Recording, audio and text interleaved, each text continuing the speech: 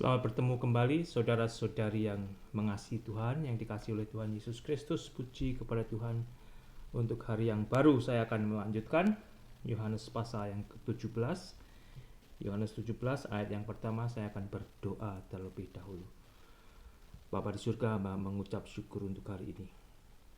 Terima kasih untuk hari yang Tuhan berikan bagi kami anak-anak-Mu. Ajar kami mengucap syukur senantiasa di dalam hidup kami, melalui kehidupan kami.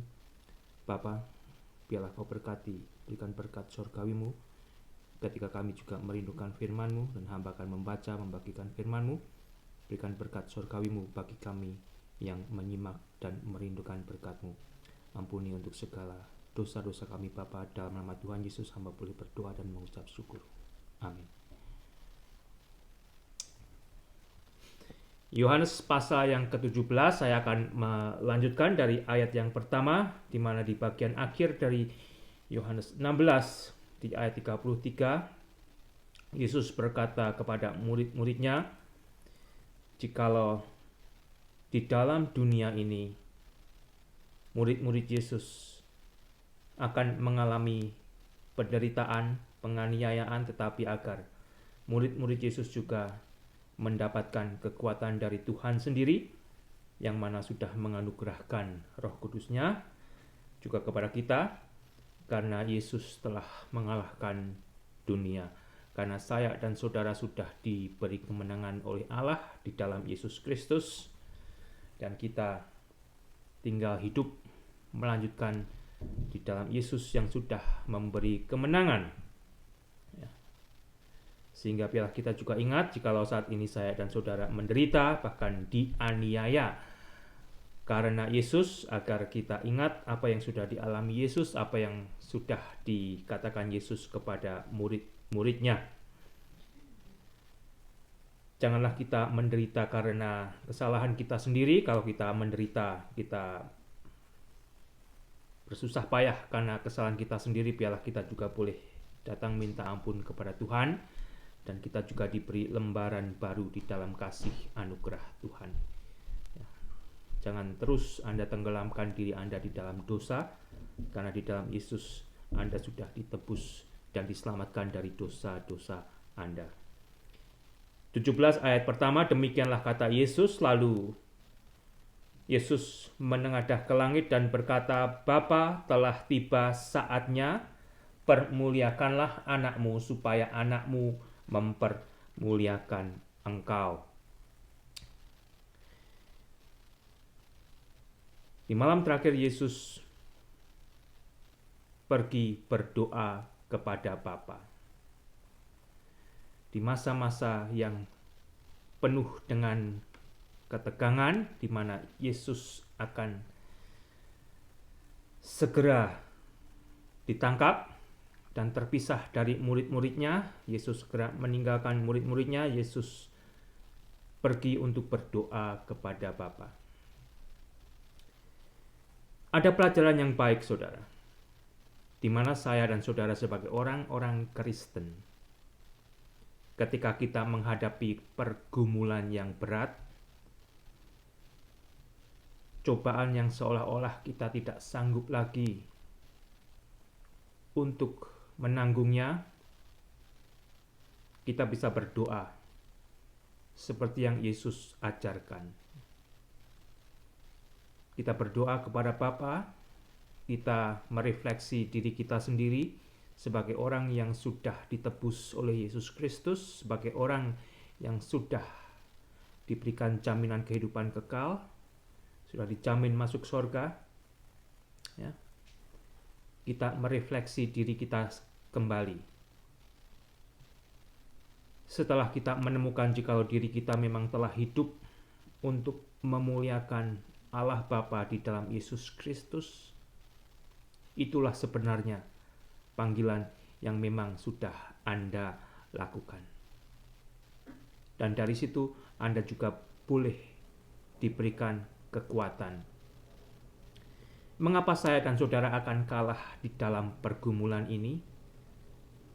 Karena fokus daripada saya dan saudara bukan kepada Allah yang sudah menyelamatkan kita di dalam Yesus Kristus, sehingga kita dipanggil untuk berbuah bagi kemuliaan Bapa, tetapi karena saya dan saudara masih memfokuskan diri kita kepada diri saya dan saudara sendiri, atau fokus kita tidak tertuju kepada Bapa.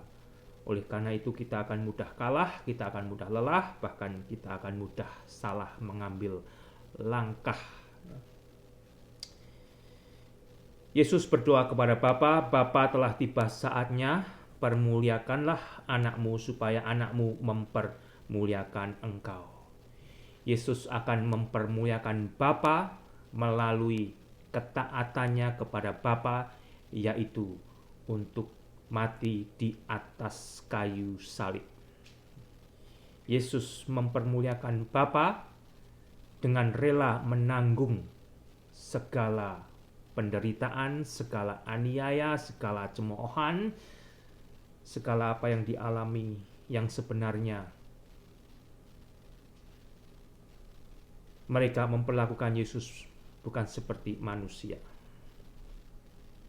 Sedangkan Yesus adalah manusia dan juga adalah Allah.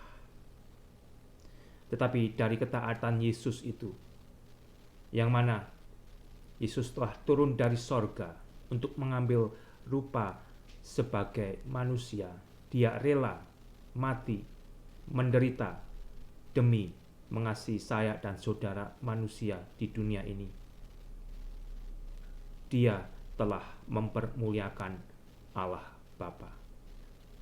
Dia tidak putus di tengah jalan, tetapi Dia menyelesaikan panggilan misi kedatangan yang pertama di bumi ini untuk mati di atas kayu salib. Kembali, Yesus telah mati di atas kayu salib di antara dua penjahat kaliber, yang satu bertobat, yang satu tetap mencemooh Yesus. Sehingga memang ada dua sisi. Penjahat pun, yang satu menyadari dosanya dan bertobat, yang satu tetap tinggal di dalam kegelapan. Saya dan saudara akan bisa mempermuliakan Allah Bapa di dalam iman kita kepada Yesus Kristus kalau saya dan saudara juga mentaati firman Tuhan. Kita setia kepada firman Tuhan.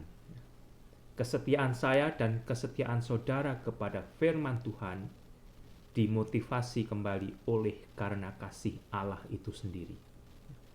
Bukan karena kemauan saya, bukan karena kemauan saudara, bukan karena kemampuan kita, tetapi kesadaran saya dan saudara ada saat ini diberi jaminan hidup kekal, diberi jaminan masuk surga karena kasih Allah yang Allah sudah berikan di dalam Yesus Kristus. Sehingga ketika saya dan saudara hidup mentaati firman Allah, percaya kepada Yesus Kristus, dan mentaati semua perintah firman Tuhan, kita bisa mempermuliakan Allah Bapa.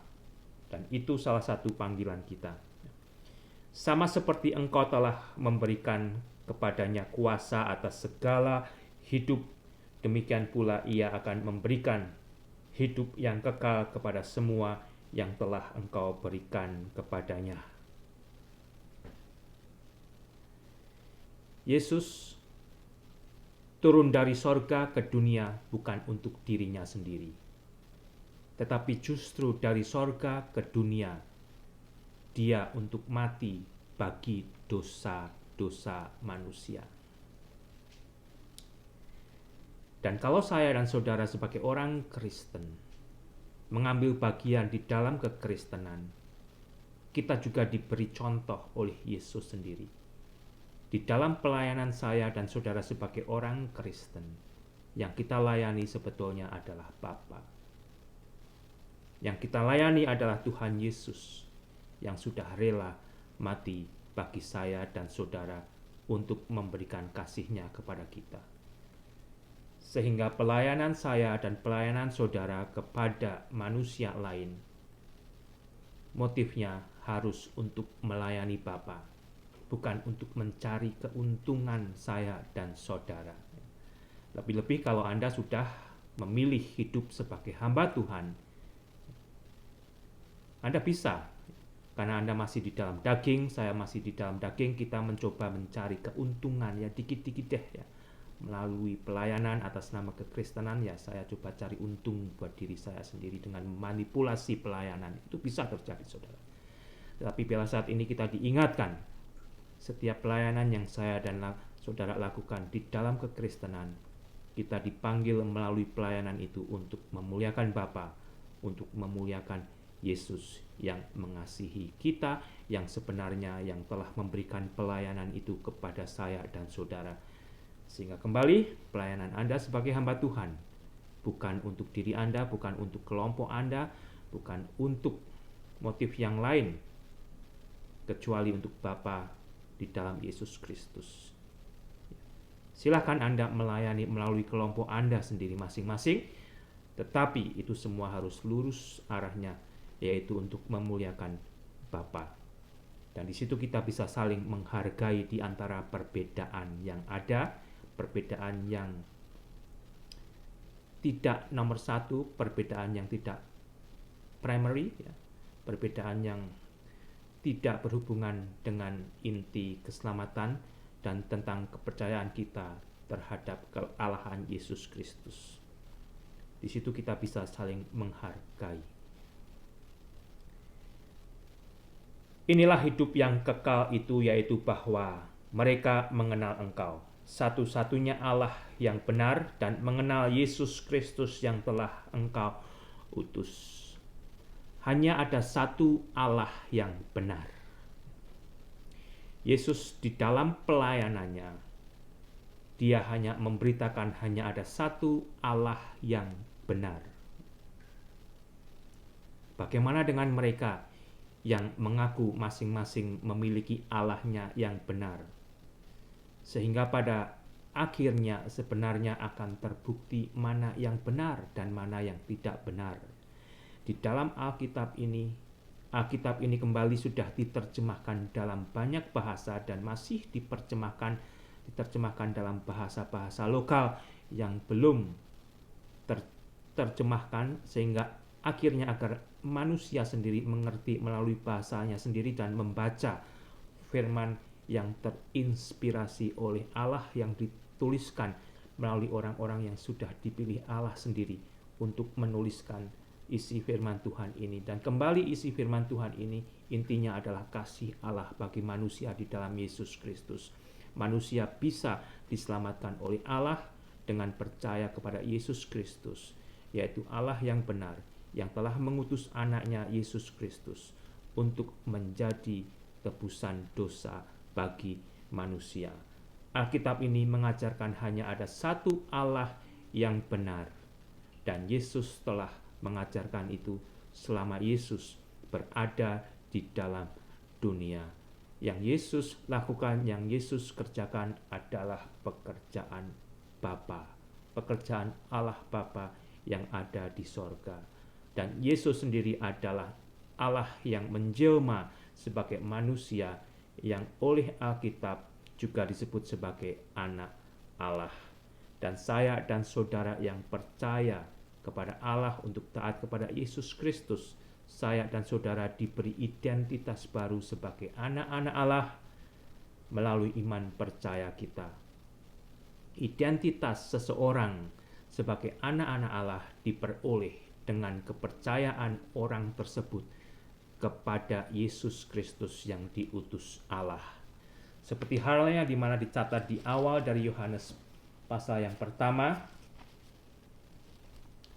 Di dalam Yohanes pasal yang pertama di ayat yang ke-12, saya akan bacakan. Tetapi semua orang yang menerima Yesus diberi Allah kuasa supaya menjadi anak-anak Allah, yaitu mereka yang percaya dalam nama Yesus. Orang-orang yang diperanakkan bukan dari darah atau daging, bukan pula secara jasmani oleh keinginan seorang laki-laki, melainkan dari Allah.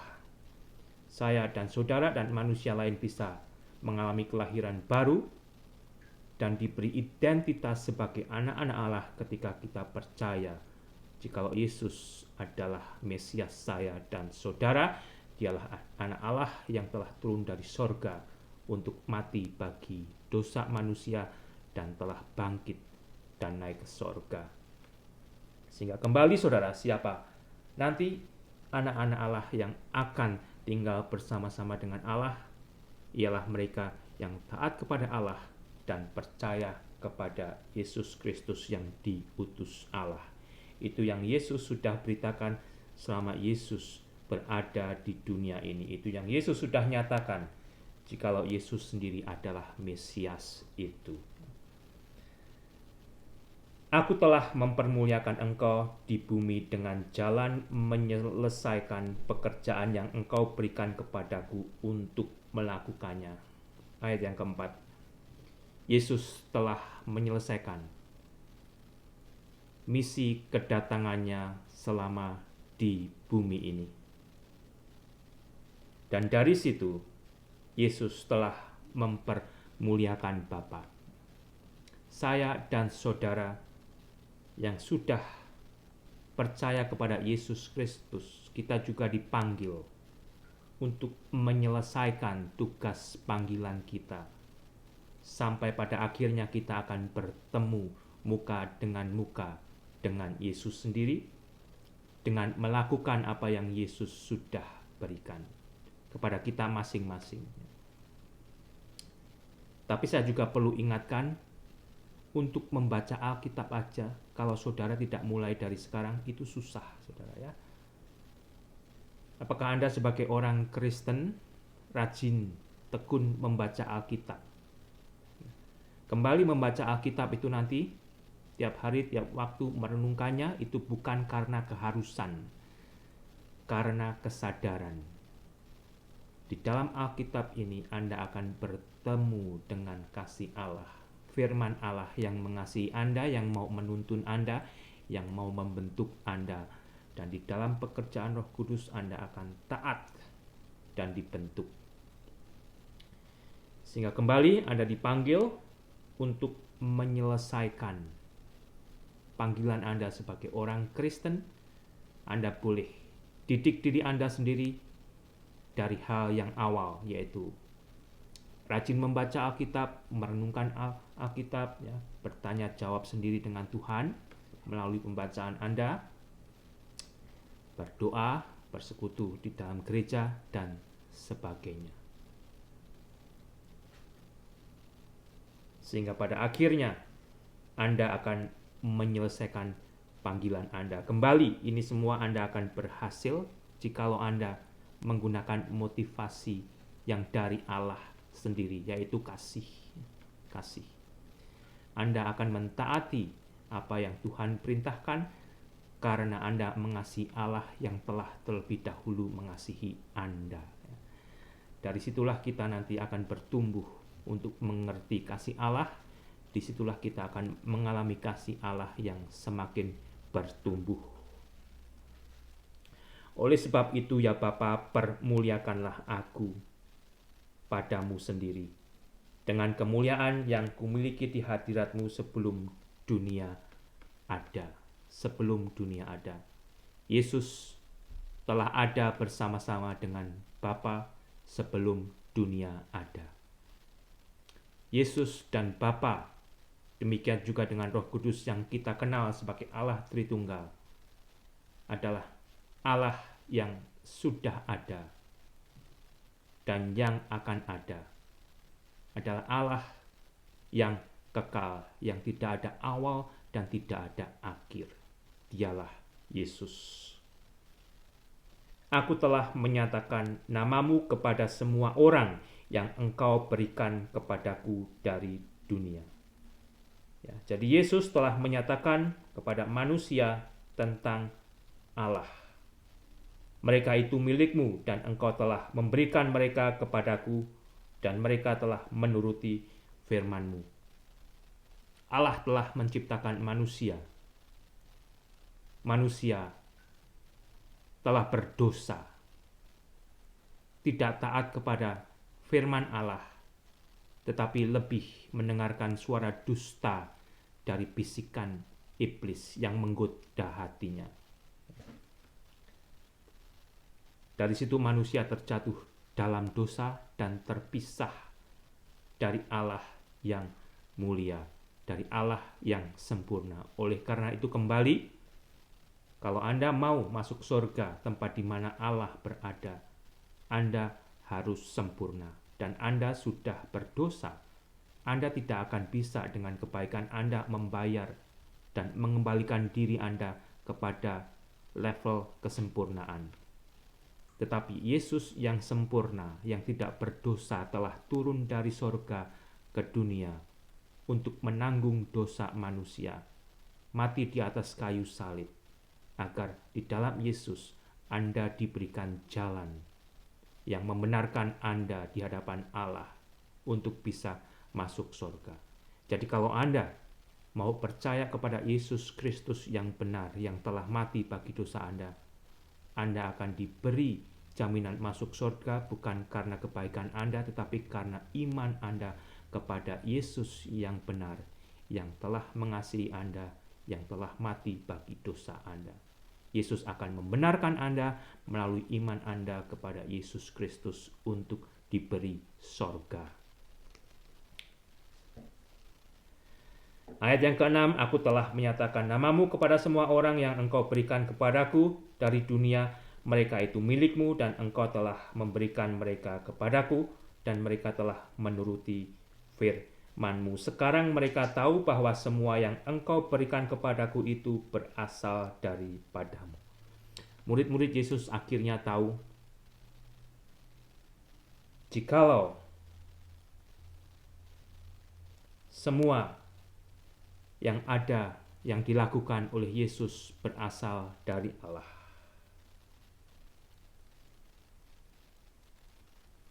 Sebab firman yang engkau sampaikan kepadaku itu telah kusampaikan kepada mereka, dan mereka telah menerimanya. Mereka tahu benar-benar bahwa aku datang daripadamu. Dan mereka percaya bahwa engkaulah yang telah mengutus aku. Apa yang membuat Anda tidak percaya, belum mau percaya, jikalau Yesus itu datangnya dari Allah? Jikalau Yesus itu telah ada sebelum dunia ada, sejak semula bersama-sama dengan Allah, sehingga sampai saat ini Anda masih belum mau bertobat. Anda masih merasa jikalau Anda menyembah Allah yang benar tanpa mau taat kepada Allah untuk percaya kepada Yesus Kristus. Karena kembali, Anda tidak akan bisa menyempurnakan diri Anda untuk bisa masuk surga. Surga itu standarnya bukan ukuran manusia. Surga itu standarnya, ukurannya adalah Allah sendiri yang sempurna. Tanpa kesempurnaan, Anda tidak akan bisa masuk surga. Yesus sudah menyampaikan segala firman Allah. Yesus sudah mengajarkannya kepada manusia. Hanya di dalam Yesus manusia bisa diselamatkan, karena Yesus telah mengorbankan dirinya, dan saat itu Yesus akan segera mengorbankan dirinya untuk menjadi tebusan bagi dosa manusia.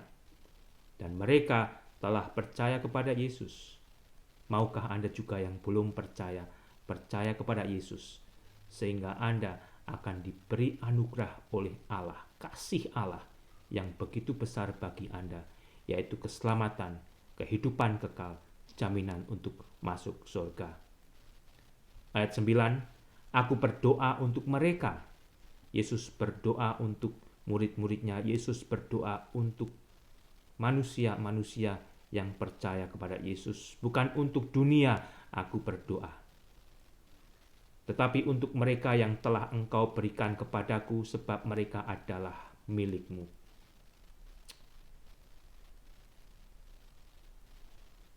Anda yang mungkin pernah tinggal bersama orang tua sendiri atau orang tua asuh, yang telah berusaha dengan sungguh-sungguh untuk mendidik Anda dengan baik, untuk memberikan segala sesuatu yang baik bagi Anda, agar Anda juga mau menuruti orang tua Anda tersebut yang telah memberikan jalan untuk Anda sukses di masa depan. Tetapi sebagai anak, Anda juga mungkin bisa mau cari jalannya sendiri, mau memberontak. Sama halnya sebenarnya, Allah begitu mengasihi dunia.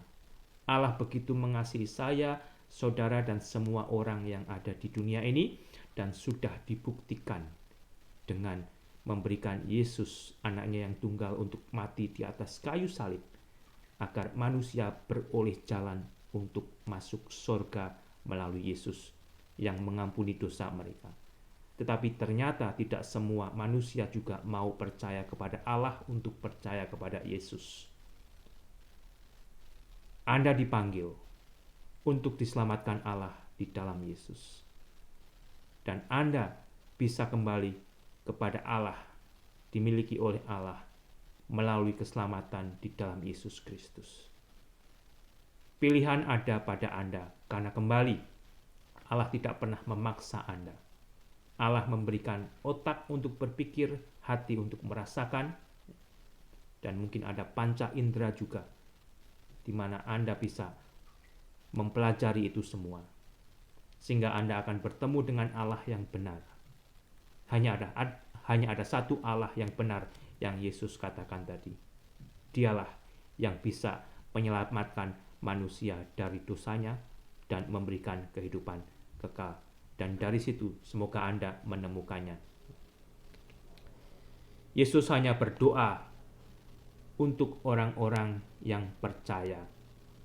Karena pada akhirnya mereka telah memutuskan, yang satu untuk percaya, yang satu memang untuk tidak percaya. Yesus akan memelihara saya dan saudara yang percaya. Dan segala milikku adalah milikmu, ayat ke-10. Dan milikmu adalah milikku. Apa yang dimiliki oleh Allah Bapa, dimiliki pula oleh Allah Anak. Apa yang dimiliki oleh Allah Anak, dimiliki pula oleh Allah Bapa, karena Allah Anak dan Allah Bapa adalah satu. Sehingga kembali, disinilah kita boleh membaca tentang misteri Allah Tritunggal. Kalau Anda pengen tahu dengan sempurna, Anda harus berada di level Allah. Meskipun kembali, firman Allah telah berbicara tentang apa itu Allah Tritunggal dengan jelas, ya. Tetapi Anda tidak akan bisa memahami dengan sempurna. Tidak ada manusia yang bisa memahami dengan sempurna, meskipun Alkitab dengan cukup jelas akan bisa membuat saya dan membuat Anda mengerti jikalau Allah Tritunggal itu adalah Allah yang benar. Segala milikku adalah milikmu, dan milikmu adalah milikku, dan aku telah dipermuliakan di dalam mereka. Yesus telah dipermuliakan di dalam murid-murid Yesus yang percaya kepadanya. Ketika saya dan saudara percaya kepada Yesus, Yesus dipermuliakan. Ketika saya dan saudara mentaati firman Yesus, Yesus dipermuliakan. Ketika saya dan saudara berdoa agar hidup kita mempermuliakan Allah Bapa, mempermuliakan Allah Anak, mempermuliakan Yesus, hidup saya dan hidup saudara akan terfokuskan kepada Allah Tritunggal. Ayat ke-11, dan aku tidak ada lagi di dalam dunia, tetapi mereka masih ada di dalam dunia, dan aku datang kepadamu ya Bapa yang kudus, peliharalah mereka dalam namamu, yaitu namamu yang telah engkau berikan kepadaku, supaya mereka menjadi satu sama seperti kita. Di dalam Yesus kita dipelihara oleh Allah. Di dalam Yesus kita dipersatukan oleh Allah yang mempersatukan kita, baik selama kita masih di dalam dunia dan nantinya di dalam kekekalan adalah kasih Allah di dalam Yesus Kristus. Saya dan saudara dipelihara di dalam nama Allah yang kudus. Dan biarlah kekudusan itu yang kita juga utamakan. Tanpa kekudusan, firman Allah berkata kita tidak akan melihat Allah. Sehingga biarlah kita juga boleh menyadari kita menjadi orang Kristen, kita diselamatkan di dalam Yesus Kristus, kita akan dikuduskan oleh pekerjaan Roh Kudus. Hingga pada saatnya, pada akhirnya, kita akan bersama-sama dengan Yesus secara muka dengan muka. Tuhan Yesus memberkati.